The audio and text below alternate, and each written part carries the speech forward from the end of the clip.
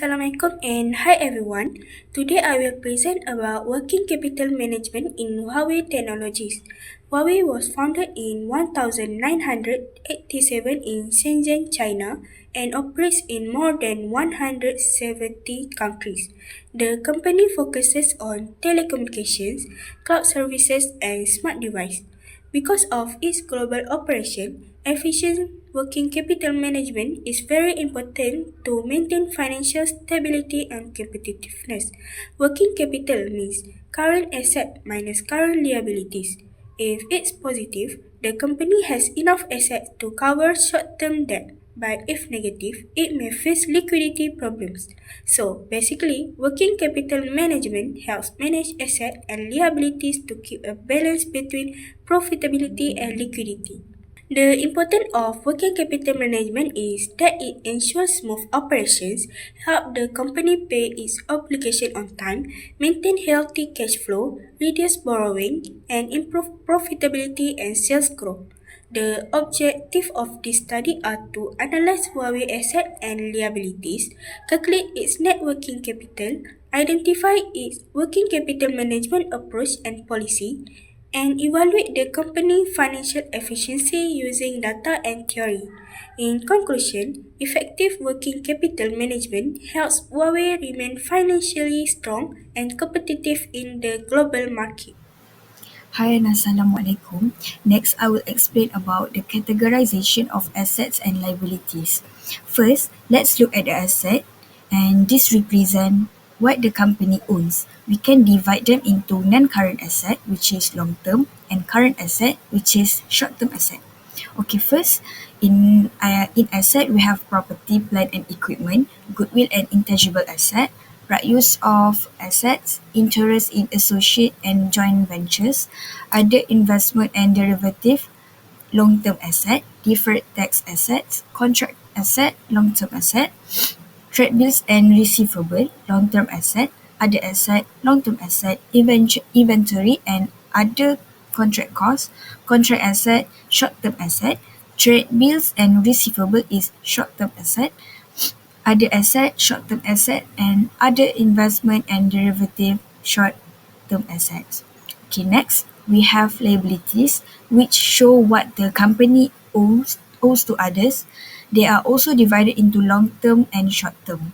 First, we have loans and borrowing long-term liabilities, deferred tax liabilities, lease liabilities, long-term liabilities, other liabilities, which is long-term liabilities, loan and borrowings, long-term short-term liabilities, employee benefits, income tax payable, trade and bills payable, contract liabilities, lease liabilities for short-term liabilities, other liabilities for short-term liabilities, and lastly we have provision. Hi and Assalamualaikum. In this slide, I will highlight the difference between temporary and permanent current asset, and also to identify the financing sources used for both current and fixed asset. First, temporary current assets are short-term in nature, and these include inventory and other contract costs, contract asset, trade and bills receivable, short-term asset, and other investment and derivative in short-term asset.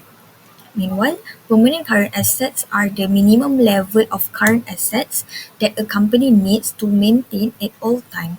Examples are other short-term asset, cash and cash equivalents. Next, looking at the financing sources, fixed assets are financed using permanent financing, such as long-term loans, bonds, or owner equity.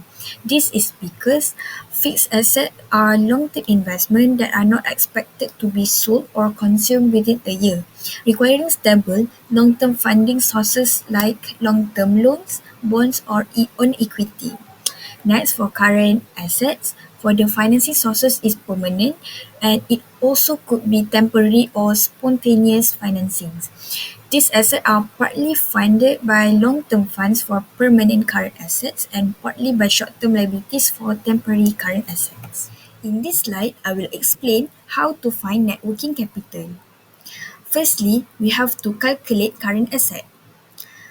My current asset is CNY 814,456 million. Meanwhile, my current liability is CNY 495,278 million.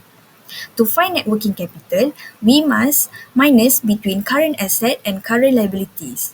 And we got CNY 319,178 million. Since the net working capital is positive, it indicates that the company's current asset exceeds its current liabilities. The company has sufficient short-term resources to continue its operations smoothly and maintain financial stability.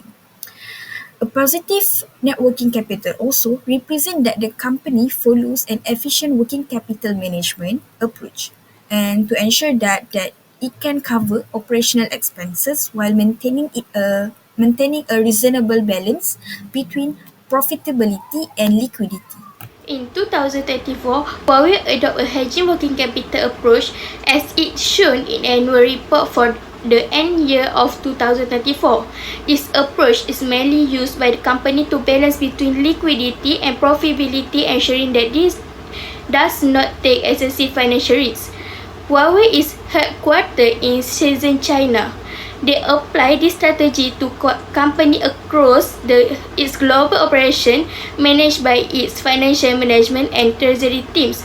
Under this approach, it uses long-term financing to fund its fixed asset and permanent current asset, ensuring stability in core operation.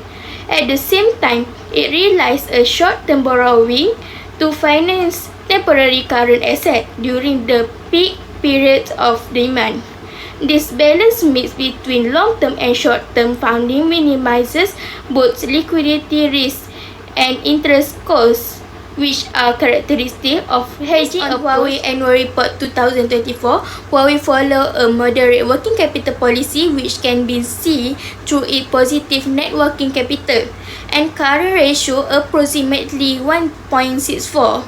This policy reflects the company's intention to maintain sufficient liquidity to pay short-term debts and expenses while avoiding excessive money.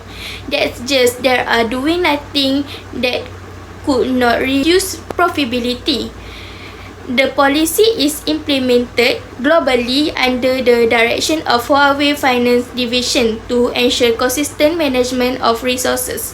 By maintaining a balance between cash reserve and R&D investment, Huawei ensures that its operation remains stable while still supporting continuous innovation and expansion. This moderate stage is suitable for large multinational technology companies, as it offers enough flexibility to adapt the global market conditions while sustaining long-term growth. Overall, Huawei hedging approach combined with a moderate policy highlights its commitment to achieve financial stability and sustainable business performance. To conclude our financial analysis on Huawei, based on our financial analysis, Huawei shows a strong and stable financial position.